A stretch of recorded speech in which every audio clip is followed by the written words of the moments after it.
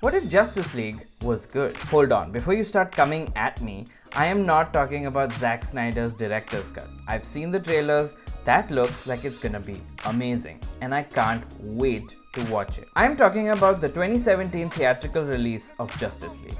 This was a movie that was plagued with problems. First, the studio's endless meddling, Zack Snyder having to step down from directing because of a personal tragedy, and then Joss Whedon systematically ripping the film to shreds and presenting us with a bland, tonally inconsistent mess. What I'm gonna try and do in this video is basically pitch what I would have done differently if Joss Whedon came to me with his rewrite of Zack Snyder's movie and the studio was not giving notes.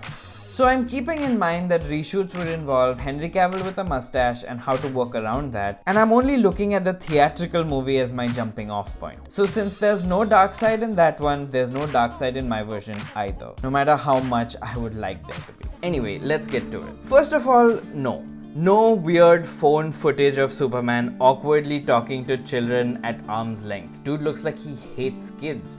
Also, his wobbly, mushy CGI lip replacement, no.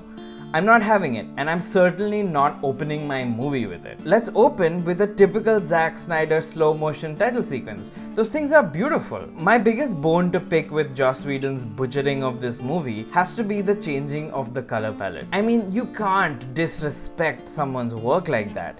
These shots, these characters, these costume designs, they're meant to be seen in dark, cold, metallic colors. If you mess with that, the whole movie looks weird and wonky. Like Wonder Woman has this strange red lipstick on, Batman looks weird and cartoony with his furrowed eyebrows. I mean, let's step out of the animation for a second and look at this. Compare Joss Whedon's portrayal of Mera and Zack Snyder's. Look at how sharp and angular the Snyder version looks. That looks good, man. Why mess with that? Also, this is literally the movie that needs the typical Zack Snyder treatment. I mean, Superman is dead for God's sake. Batman is riddled with guilt that he couldn't help him, and the world is in a dark place. The Zack Snyder tone and grandeur would have been perfect for this movie. And this is the movie that got sliced up to hell by Mr. Whedon? That's just our luck. That's the most important thing. Let's keep the look that Snyder was going for. Let's cut the two nonsense opening sequences in the beginning that introduce Batman and Wonder Woman. The Batman scene is weird and tonally has no balance, and there's absolutely no need for there to be a whole scene where he tries to understand the parademons in the beginning, because all this gets explained later anyway, and in my version it has no purpose. I think a great way to start is with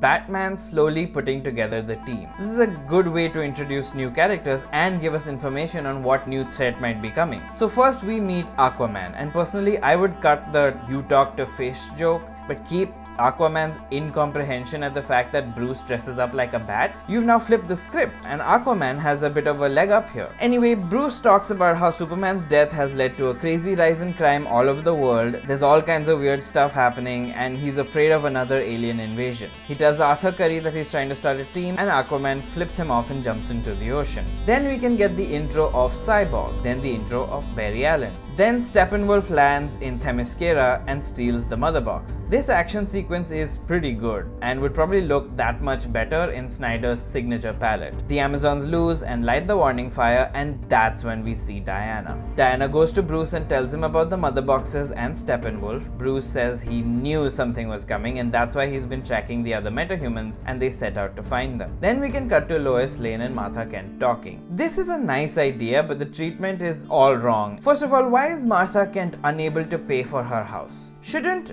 Bruce be helping with this?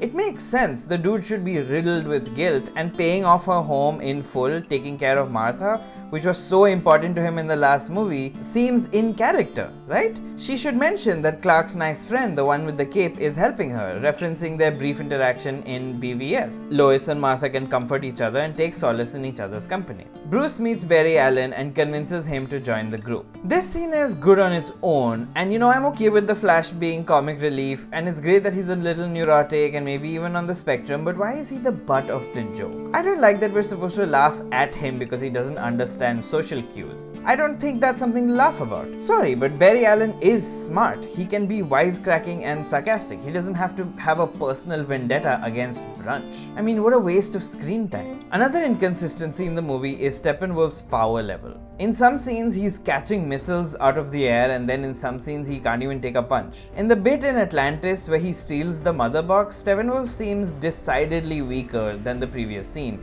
and it's very annoying and doesn't set him up as that much of a threat. Instead of that, let's have Aquaman arrive at the spot of the mother box and already be too late. There's dead Atlanteans everywhere and Mera lays there wounded, and instead of having this weird contentious argument that they have in the movie, she recognizes him and tells him about Steppenwolf while he cradles her, showing that he cares for individual life even if he doesn't want to join Atlantis. She tells him that help is on the way and that he should go to the surface and stop the bad guy. Seeing the aftermath of Steppenwolf raises his level as a threat, and plus we don't have to listen to him practicing Shakespeare in the park. Cyborg joins the team and the four go to meet J. Jonah Jameson. Inspector Gordon. He tells them about the air vents and the team goes off to fight Steppenwolf. Here's where my film is going to diverge. If you've seen my previous pitches for Wonder Woman 1984, Man of Steel and Batman v Superman, you'll notice that I'm setting a few parameters while doing these videos.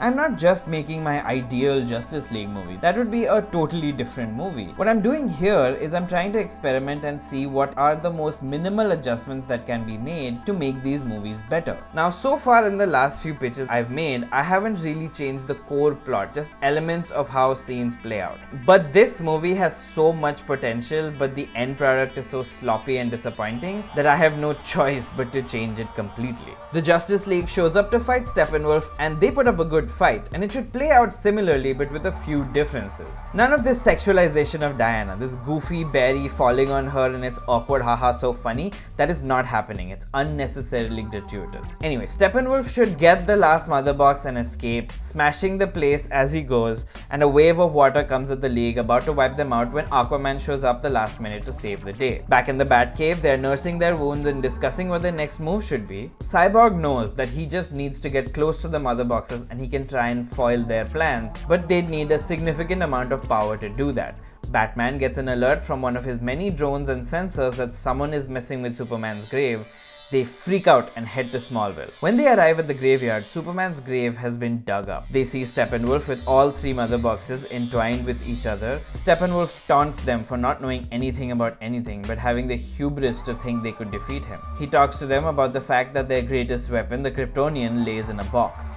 He talks about how primitive their technology is, not knowing the difference between dead and dormant. He reveals that Superman isn't dead. His vitals may show that his heart is not beating, but on a cellular level, he's alive. Superman steps out of the box, alive and bearded. This way, he gets to keep his mustache, and it's probably a lot easier to put a nice looking beard on him, and you wouldn't be thrown off every time his lip wobbles on the screen. Superman's eyes are glazed over. He's completely in the thrall of the mother boxes. He fights the Justice League and pummels them hard. That great scene with him and the Flash in slow motion happens, and he nearly kills Batman. Cyborg yells that they need to get to the mother boxes, and as he leaps for it, Steppenwolf grabs him and rips him apart. Now, Superman and Steppenwolf are fighting side by side against the League. The League is barely holding it together. The fight is desperate and claustrophobic, and it feels like they're about to lose. It's almost like a bait and switch, where it should feel like the ending of Avengers. Like you think they're gonna do this huge battle with a swarm of faceless demons, but we actually just end up in a much more contained fight with two very powerful entities, one of whom used to be an ally. So the stakes are raised that much more. Suddenly, mid-fight, Superman comes face to face with Martha Kent and Lois Lane, brought here by Alfred piloting the Batplane. Disoriented, Superman stumbles back. Batman draws his attention and Superman tries to blast him with his heat vision. Batman jumps out of the way and the lasers hit the mother boxes, which explode. Shockwave after shockwave erupts from the boxes, knocking Superman down. The League seizes their opportunity and works together in an impressive formation and kicks Steppenwolf into the mother boxes. And that's it. That's enough power to tip the balance. The boxes implode. Superman snaps out of it and jumps into action. He first saves Martha and Lois, then grabs everyone else and gets them far away to safety. He then flies back and finds Cyborg's upper half holding on for dear life. Cyborg tells him that they need to go to the center of the vortex and they'll have a split second before they get pulled in and die where they can find the boxes and separate them. Clark nods and the two of them let the boxes pull them in. A big flash of white and then silence. The Justice League runs back to the graveyard to find Superman, Cyborg and the boxes strewn around the ground. They're alive. They did it. They all reunite. Superman thanks Batman for believing in him, and Batman thanks Alfred for bringing Lois and Martha. They go back to the Wayne Manor to build the new Justice League headquarters, and the movie ends. I gotta admit, this was a tough movie to crack, and honestly, I'm just glad I was able to get through it. I hope you like my attempt to improve this movie. Please let me know what you think in the comments. Please consider subscribing to my channel, and I'll see you next time.